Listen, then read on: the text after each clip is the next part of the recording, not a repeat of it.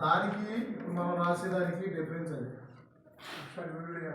విడివిడిగా రాస్తాం, స్పీడ్గా రాయకపోవచ్చు. కొద్దిగా ప్రాక్టీస్ చేయాలి. ప్రాక్టీస్ చేస్తే స్పీడ్గా వస్తాం. షోలో కూడా లైట్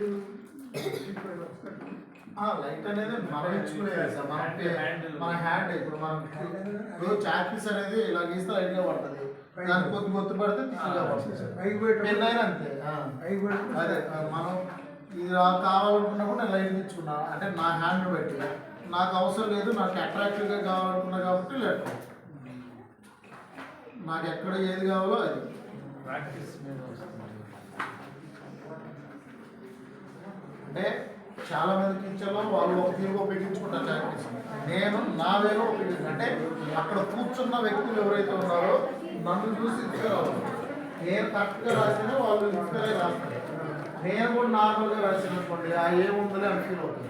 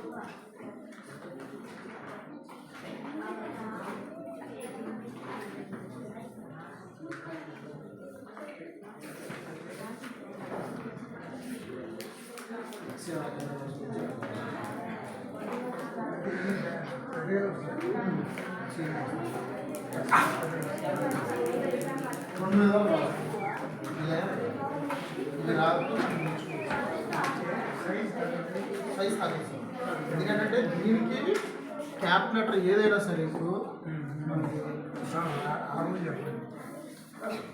సపోజ్ విజయవాడ ఉంది, ఫస్ట్ లెటర్ క్యాప్లో పెట్టుకున్నాం.